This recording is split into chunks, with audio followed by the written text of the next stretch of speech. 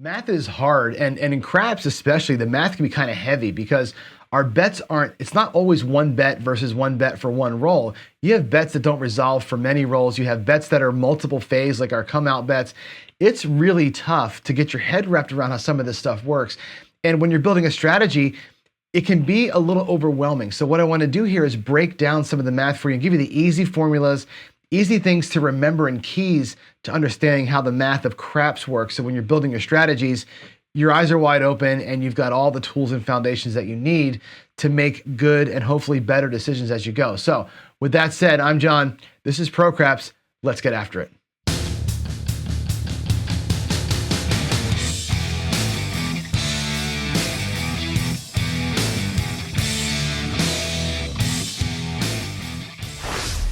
Let's have a look at the differences between probability and odds, and specifically how it relates to winning. So I'm a defender of this. I tend to use odds and probability a lot of times interchangeably when I'm talking, and they're very different things. And I think it's important for us to really get into the differences between them. And I think also how to calculate them, because when you know how to calculate them, you can better evaluate what you see out here on the felt in terms of the bets that you're trying to make. So let's go ahead and break this down and first take a look at odds. So what are odds? It's just the ratio between two outcomes. So let's take a look, real simple example, the 6. So the 6 we know has 5 ways to roll. The 7 we know has 6 ways to roll a 7.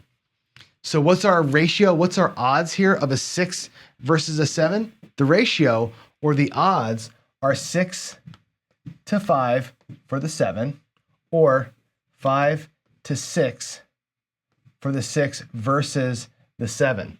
Think about this as the ratio between outcomes, or you can joke about it and say it's good versus evil. Anytime that money is going to change hands, either for you or for the house, it's the odds. You're looking at the odds. It's the number of times you're going to win versus the number of times you're going to lose. That's the odds. And that's a very big distinction when we compare this to probability. Again, odds, the number of good outcomes versus the number of bad outcomes expressed as a ratio, 6 to 5 or 5 to 6, depending on how you're looking at it, from which side of the table you're seeing this thing. And that's how we're paid, right? When you're getting paid true odds, either from the don't or on a number from the pass line, you're getting paid based on this ratio between the good outcome and the bad outcome, depending on where your bet is. Probability takes the same idea as odds, but just applies a little bit of different math to it. So remember, odds is the good outcome versus the bad outcome. Probability is the good outcome versus all outcomes. Okay, so when we write this down, it looks like this. And again, we'll start with the 6 and the 8. So the 6 and the 8 each have 5 ways to roll out of 36 total combinations. And when you do the math on that, it's 13.8%. That is the probability of a 6 or an 8 showing on the very next roll. Okay, the same math can apply for all the numbers. We'll take the 5 and the 9 as the next example. The 5 and 9 have 4 ways each to roll out of 36. And if we do that math, it's about 11% for the 5 and the 9 to show. The 6 or the 4 and the 10 each have 3 ways to roll out of 36, which yields about an 8% probability that they show. And again, this is on the next roll of the dice. It's a one roll thing. We're looking at probability as again, right now. I can't make that point any more clear. It's the right now look at what our outcomes are going to be. Now you compare it to the big gun, the 7. The 7 has 6 ways to roll out of 36, which is 16.67%. That's the probability of big red coming. Now you compare that to the other box numbers. It's bad, but it's not obscene.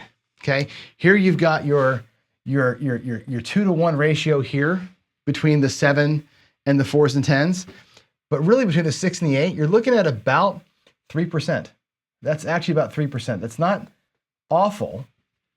It's not great, but it's not as awful as you probably thought it was when you look at the pure probability of what's going to happen on the next roll of the dice. And I think that's the important bit. Right now, if I roll these dice right now, I got a 16% chance that it's going to be a 7. I got a 13% chance it's going to be the 6 or the 8. They both carry the same weight, which is interesting to see. So again, probability is the ratio of what you want to see versus all possible combinations.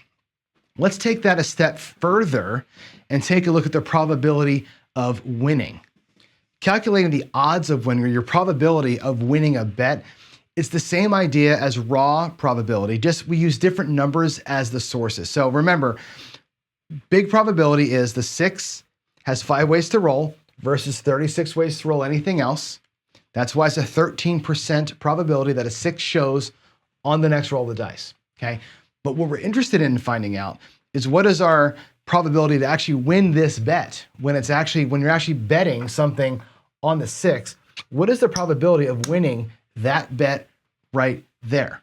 Let's take a look at it. So that we calculate that normally, again, the 6 normally is a 5 out of 36 chance. That's 13%. Here, though, it's not 36 that we're looking at anymore. We're going to look at the universe of outcomes that exchange money. So the 6 has a 5 out of 11 chance to win. Remember, there are 6 ways to lose, 5 ways to win. That's 11 total outcomes that we actually care about. That 5 out of 11, that's 45%, which means that the 7 is actually a 55% favorite on you when you're playing against the 7. So when you place the 6, 45% chance you win that bet. Again, it's 6 out of 11. There's a 55% chance that you lose that bet. Now, that same math can apply for the 5 and the 9.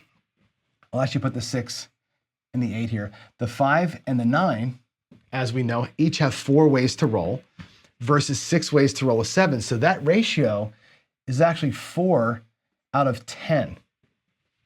Not 11, it's 10, because there's, again, if you think about the bag of marbles, there's 4 5s and 6 6s, or 6 7s. That's 10 marbles. That's going to be clearly 40%. Big difference there, right?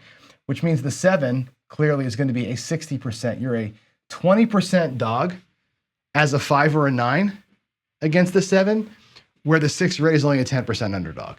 Look at the 4 and the 10. Okay, the 4 and the 10, they come each 3 out of 9 times. Okay, think about that. There's 3 ways to roll a 4, 6 ways to roll a 6, 9 possible combinations there. That ratio comes out to 33%. And of course, the 7 would therefore be 66 or so percent. You're a 2-to-1 underdog as the 4 and 10. That's where that actually comes from. You're a 2-to-1 underdog, but you have a 33% chance to win. So when people hear 2-to-1, they think 50-50 or whatever. It's actually that. So think about the way we're looking at this. You've got the 3 ways to roll the 4 versus the 6 ways to roll the 7. It feels like it's just 2-to-1, but it's actually 33% of the total possible outcomes. Get your brain wrapped around that. And of course, the 5 and the 9 have the same thing. There are 4 ways to roll. And again, it's 4 ways versus 6, 4 out of 10, 40% win rate here on the 9 or the 5. So again, calculating win percentages or your win probability, you take in what you're looking to see and what you're looking to avoid as a total outcome pool, and doing your division based on that. So it's the division of what you want to see versus the total possible outcomes. And that's how you calculate your odds of winning. Can this math work with multiple numbers? Well, sure it can. Let's take a look at how this feels, right? If you've got 5 ways to roll a 6, and here's the operative word, 6 or an 8, 6 ways to roll a 7. What that looks like is actually 16 possible combinations. Why? You have 5 ways to roll a 6, plus 5 ways to roll an 8, plus 6 ways to roll a 7. That's your 16 possible outcomes. Okay, 10 of them are good. 10 of them are going to be a 6 or an 8. Again, bag of marbles, you got 10 6s or 8s and 6 7s in there. 10 good outcomes, you have a 62% chance now of seeing something you want to see come on the dice. That's pretty good, right? Versus 37% bad outcomes. Let's look at that with a full inside run. You've got the full inside, you've got the 5, the 6, the 8, and the 9. Now you've got 24 possible decisions. There's 18 ways. There's 10 ways to roll the 6 and the 8 combined. There's 4 ways to roll a 5, 4 ways to roll a 9. That's 18 possibilities that are good for you, right? There's 18 good outcomes here. There are 6 still bad outcomes, which is the 7. That's actually a 75%. Look at that. You've got a 75% chance of beating the 7, which is fantastic, right? We love that when you have multiple bets. More targets means more chances to win. It really does increase your win percentage, which sounds great. But remember this, and here's a big takeaway. This right here, this 25%, that's a bear. If you've got 4 bets out there, right, 1 loss, 1 bad outcome takes all of your money. So you're going to win 75% of the time. You're going to get 3 wins out of 4, which is great. The 1 loss out of 4 is going to take all your money. So remember, as you're thinking about that, that looks great on paper. Having more targets seems like a great thing, and it's good for you in the long run. However, know that the loss takes it all. So even though you've got the hammer, the 75% hammer here, that loss is a bigger hammer. It's going to take all your money. So be careful how you're betting, pressing, collecting, and getting out of hands. We talk about getting out of hands quick and seeing your money back quick. That's the reason why. Because although you have the hammer, like I said, 1 hit takes it all. So be careful, because this guy right here, that is what we call the money shot for the casino. So yes, you can combine multiple bets to increase your probability of winning. However, you're also increasing volatility. And even though this number gets lower and lower and lower with the more things you add, it will still take all your chips if the bad thing happens. So there's a look at odds or probabilities on winning a bet. Calculating the probability to win a single bet like the 6 now is pretty easy. We know the math for it. We know the factors that are involved, and it's easy to calculate the win probability for any bet on the table. But what about the complex bet like the pass line or the don't pass line? These are tough because there's 2-phase bets. You can win or lose down here on the line itself while the puck is off. And then once a number gets established, let's say it's the 8, now you have another win or lose proposition here once it's traveled. So you can win or lose here and then again here under 2 different conditions. So let's go ahead and break that down using all the math that we know and see how we arrive at your actual win probability from a pass line perspective. Let's deal with just the come out phase first. So in the come out phase, you've got 8 ways to win and 4 ways to lose. This bet here is going to win on a 7 or an 11. The 6 ways to roll a 7, the 2 ways to roll the 11. It loses on the 4 ways to roll a 2, a 3, or a 12. From an odds perspective, 8 versus 4 is 2-to-1 odds. Remember, odds being the good outcomes versus the bad outcomes only. And if you think about winning or losing, when money changes hands on the come out roll, from a decision standpoint, you have 8 out of 12 possible decisions in your favor. It's a 67% win probability on the come out should a decision get made, but most of the time it doesn't. So we're going to look at this 8 out of 36, which is the actual probability of a 7 or an 11 rolling versus all 36 combinations. Okay, that gives you a 22% overall win probability from the pass line while the puck is in the off position. Okay, but that's not all, because likely you're going to get a box number. It's going to go somewhere. Let's say it goes to the 9.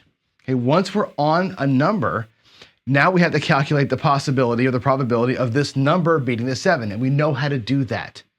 We know, for example, that the 9 has 4 ways to win and 6 ways to lose. It's a 40% winner once it's on the 9. But to calculate the overall probability, you have to take both pieces of this into account. So there's going to be, for the 5 or 9, there's an 11% chance, it's 4 out of 36, that the dice rolled and got you here. That's your overall probability of being set to a number. That's your OP, your overall probability. Once it's there, you've got that 40% chance on the 5 or 9 to be paid. That's your winning probability. And the 4 and 10 and the 6 and 8 work the same way. It's the overall probability and the win probability. You have two calculations for each of those numbers. And the way that we calculate the whole thing is to multiply the overall probability by the win probability for each of those things. For the 4 and the 10, your overall is 3 out of 36, or 8% right here, or multiplied by the 33% chance you have to win it. Now I did it by 2 because you have both the 4 and the 10 to deal with. So you just do the same calculation twice. I'm just trying to save some space there. So for the 4 and 10, for the 5 and 9, for the 6 and 8, it's the same calculation. It's the probability of that number being rolled once out of 36, which gets you here. Then it's multiplied by the probability of this thing beating the 7, which is your second number. You add all that together, guess what you get? 27% is your chance, or the probability of a number being chosen by the dice and winning a second time, or by being paid. It's 27% chance that a number gets picked and it gets hit. But on the pass line, again, that seems bad. That seems kind of low. But the pass line has a 49% probability overall. Why? 22% chance while it's on the line in the come out phase, plus the 27% chance you have to win on a number. So together, it's a 49% overall win probability from the pass line. The don't pass calculation is the exact same thing, just the reverse of the numbers. So let's look at it really quick. On the come out, here you've got 3 ways to win and 8 ways to lose. Because again, the 12 on the don't pass is barred. So 12 is a tie. So you win on the 2 or 3 only, and you lose again on the 7 or 11. So you're here, your odds here, again, good versus bad is a 3 to 8 underdog as far as the odds go.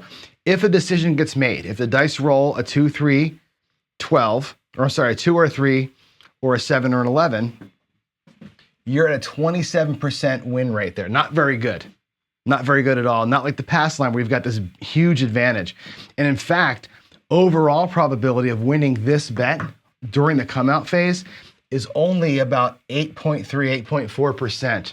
It's pretty brutal when you think about your 3 out of 36 to win and 8 out of 36 to lose, while that puts it in the opposition. So the don't pass, that come out phase is really, really hard to get past, as you can see. Now, the same thing holds true as it did for the pass line.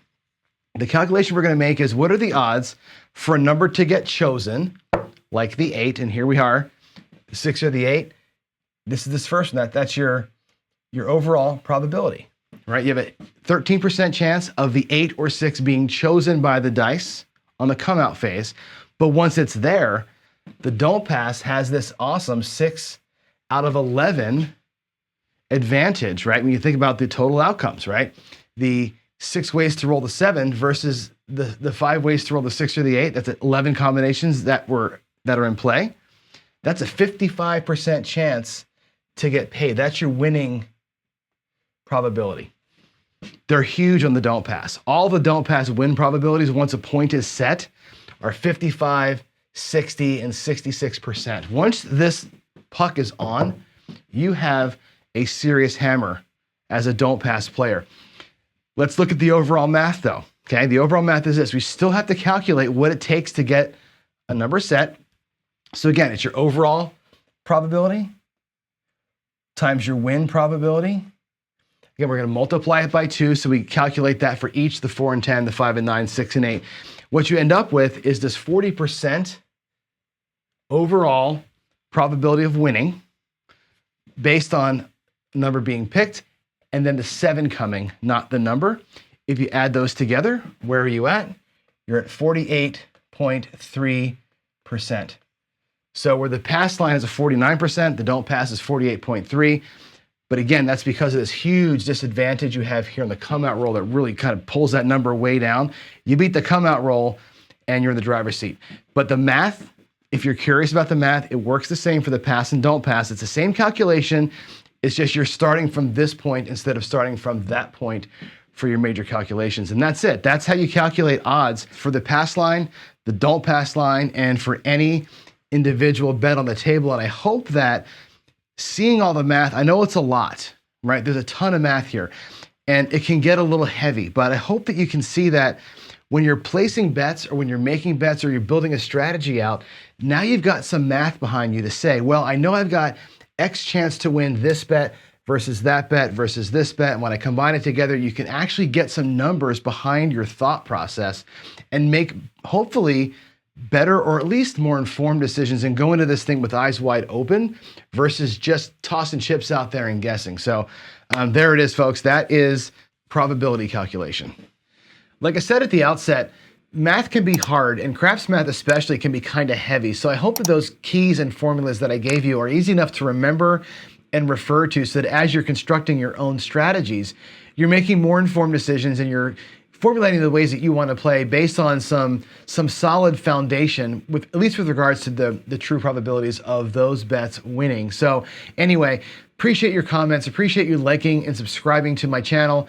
And again, I'll take any suggestions and feedback you've got. You can email me directly, john@procraps.net. You can jump into our Discord at casinogaming.tv, or of course, leave a comment right here in the video, and I'm happy to get back to you at any time. Again, I'm John. This is Procraps. Thanks for watching. God bless, and I'll see you in the next one.